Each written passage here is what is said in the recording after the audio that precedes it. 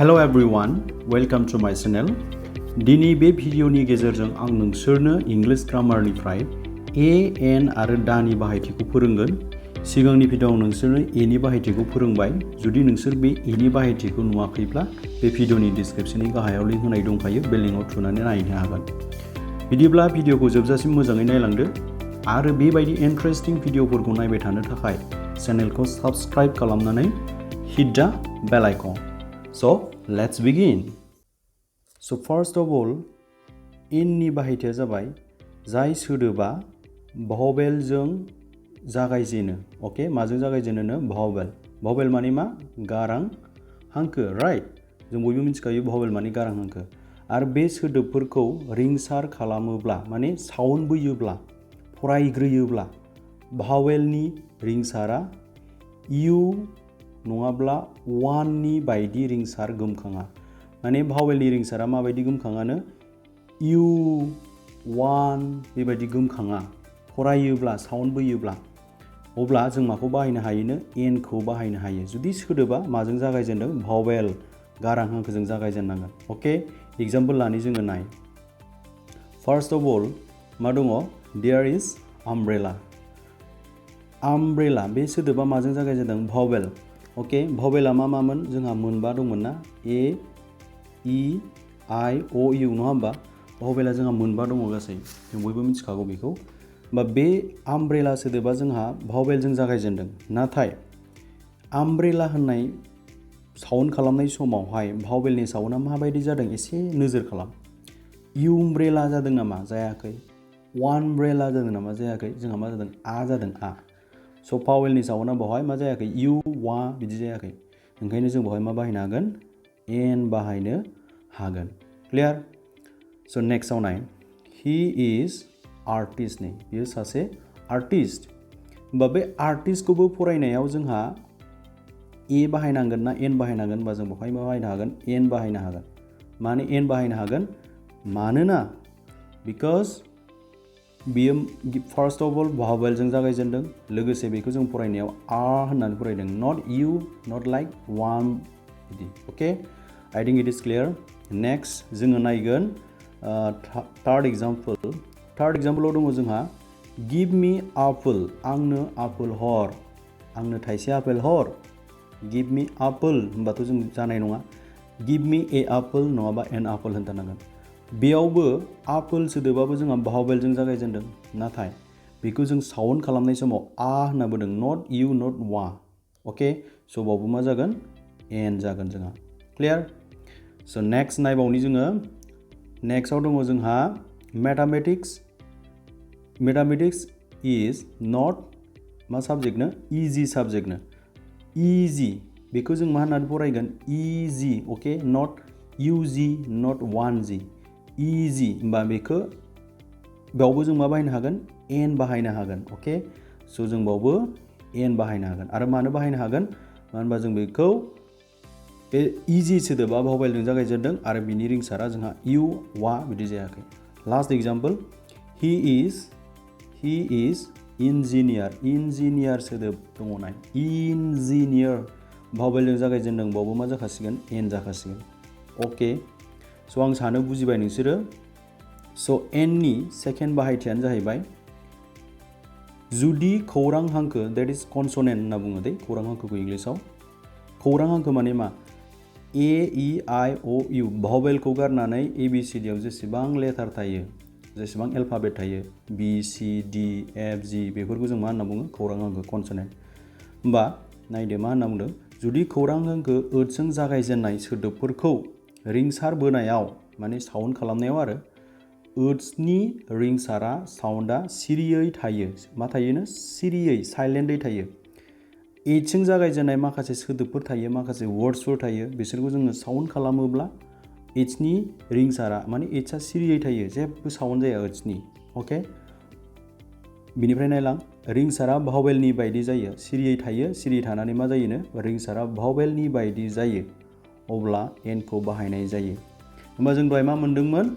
जों दहाय ओरैबायदि मोनदोंमोन जे भावेलजों जागायजेनबाल'सो जोङो एनखौ बाहायनांगौ होननानै मोनदोंमोन। नाथाय माब्लाबा माब्लाबा भावेलजों जागायजेनि सोदोब, अके जेरै एचजों जागायजेननाय सोदोब कनसनेन्ट नङा होमबा बेफोरबायदि सोदोबजों जागायजेननाय समाव जुदि एचनि रिंसारा सिरियै थायो आरो भावेलनि बायदि जायो अब्ला जों कनसनेन्टजों जागायजेननायाव एनखौ बाहायनो हायो होननानै बुंदों स' फार्स्ट अफ अल जों एग्जाम्पल मोनसे नाय हि इज नाय हनेस होननानै फराया बेखौ जोङो मा होननानै फराया ह होननानै फराया दै बेवहाय एचनि साउन्डआ ओरैनो ह जायो नाथाय बेवहाय एचनि साउन्डआ ह जायाखै दै मा जादों हआ एचआ साइलेन्टै थादों बिनिफ्राय मा होनना फरायगोन जों बेखौ अनेस होनना फरायगोन जों अनिफ्रायसो फरायगोन जों अनेस नट हनेस ओंखायनो जों बेवहाय मा बाहायनाय जागोन एन बाहायनाय जागोन गोसोआव लाखि नोंसोर साननो हागौ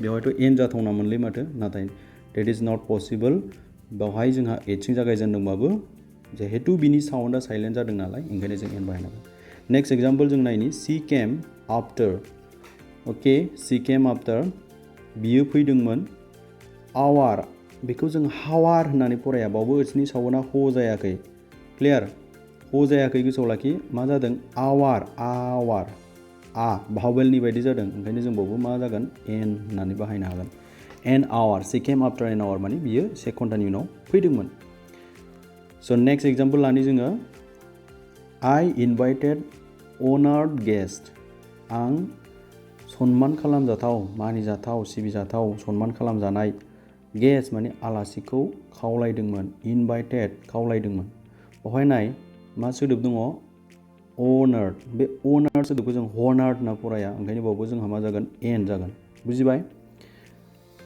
मोननै एग्जाम्पल दंबावो बेखौबो जों मा होननानै फराया हनरेरि होननानै फराया बेखौ मा होनना फरायो बेवहाय एचनि साउन्डआ साइलेन्ट बेखौबो जों अनरेरि होनना फरायो बा सासे अनरेरि पार्सनखौ जों मा होनगोन an honorary person clear last example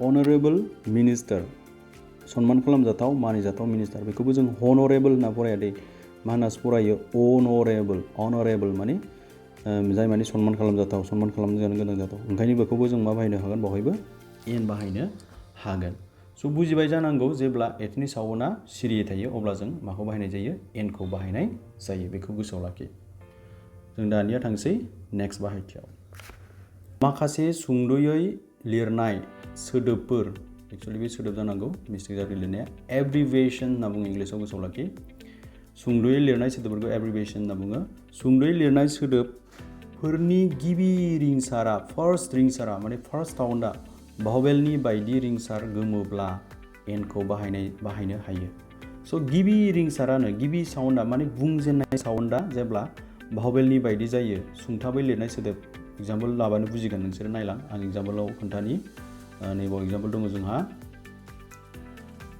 he is MLA नाय एमएलए होन्दों नङा होमबा एमएलएखौ जोङो मा होनना फरायगोन फार्स्टआव नाय एमएलए होनना बुंबा जों माबायदि फरायो एमएलए सासे एमएलए दै member of legislative assembly of आसामनि दै एमएलए बेवहाय एमखौ फरायनायाव जोङो माखौसो फरायग्रोनांगौ जादों एमखौ फरायनो गोनां जाग्रोदों बुजिबाय ना माखौ फरायनो गोनां जादों नैबे एमखौ फरायोब्ला जोङो माखौसो बोग्रोयो एखौसो फार्स्ट बोग्रोयो एम बा बे एआ मानि रिंसार भावेलनि नंगौना नङा एआथ' भावेलनिसो रिंसार ना अके ओंखायनो बेवहाय जोङो बियो सासे एमएलए होनबा जों माबायदि बुंनांगोन हि इज एन एमएलए दिनैनिफ्राय गोसोआव लाखिदो बेवहाय साननो हागौ बावथ' एसो जाथावना माथो एमआथ' कनसनेन्ट नाथाय बेजों लोब्बा गैया एमएलएखौ फरायनायाव जोङो ए भावेलखौसो बोग्रोनाय जादों नालाय ओंखायनो जों बेवहाय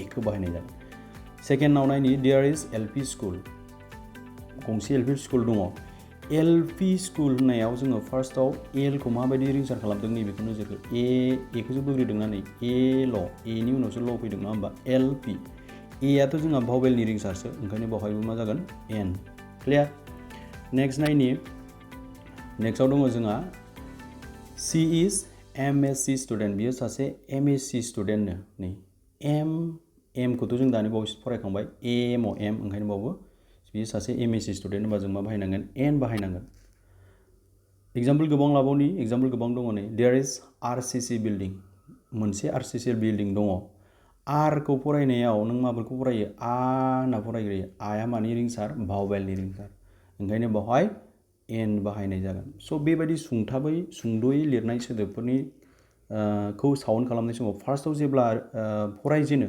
अब्ला आ ए आ उ बेबायदि जायो रिंसारा ओइ इ बिदि जायो अब्ला जों एनखौ बाहायनो हायो आरो खिन्थु इउ वान बिदि रिंसार जानो मोननाय नङा आरो होमबाथाय जोङो एकखौसो बाहायगोन बिदिब्ला सुंथाबै लिरनाय गासैयावबो बिदि जागोन नामा बे नङा that is not possible example आं नोंसोरनि हिनि नैबाव दङ रिना इज BA स्टुडेन्ट रिनाया सासे BA फरायनाय स्टुडेन्ट नाय BA नङा होमबा BA खौ फरायनाय समाव जोङो माखौसो बोग्रोयो ब'खौसो बोग्रोयो बि नै ब'नि उनावसो जों मा होनना बुङो इ बि होनना फरायाखै जों बेखौ बि होनना फरायनायबा जुदि बि होनना फरायनायमोनबा जोङो मा बाहायनो हागौमोन एनखौ बाहायनो हागौमोन नाथाय बेखौ बुंनाय समाव जों माखौ बुंग्रोनांगौ जायो बि नै बिदिसो फरायनांगौ जादों नै बि अके बि दहायनिया नैबे एमफोरखौ फरायनायाव मा होनना फरायनो गोनां जादोंमोन नै एमआव एआसो फार्स्ट फैग्रोदोंमोन ओमफ्रायसो म फैदोंमोन दानिया बिएखौ फरायनायाव जोंहा माया फैग्रोदों BI बे सिस्टेमनि जादों ओंखायनो जों बेवहाय मा बाहायगोन ए बाहायगोन गोसोआव लाखि गोसोआव थाबायना बा BA मा बुङोबा जोङो मा बाहायनो हागोन ए बाहायनो हागोन बेबायदिनो गोबां दङ जेनेबा PA नि सिगाङावलाय मा जागोन ए जागोन ना एन जागोन होनबा बेवहायबो मा जागोन ए जागोन पि खौ फरायनायाव माखौसो फरायग्रोदों जोङो माने नैबे पि खौसो फरायग्रोदों ओमफ्रायसो जों मानि भावेलनि साउन्ड आइ खौ बोदों पि बिदि होनना फरायदों जुदि इफ नै बिदि जानायबा देन जोङो भावेल एन बाहायनो हागौमोन क्लियार जाबाय बयबो आरो मोनसे दंबावो जोंहा एग्जाम्पल बे एग्जाम्पलानो जाहैबाय नै सी लिभ बे एक्सुवेलि लिभ्स जानांगौ सरि सी लिभ्स जानांगौ बियो मिस्टेक जाबाय सी लिभ्स इन USA माने मा इउनाइटेड स्टेट अफ आमेरिकाखौ जों मा होनना बुङो USA जेब्ला बेबायदि USA नुयो अब्ला मालाबाबो एन मालाबाबो ए बाहायनाङा माब्लाबाबो जेब्लाबो जों बेवहाय मा बाहायनाय जागोन दा आं बेखौ दानि बाहायथियाव फोरोंगोन अके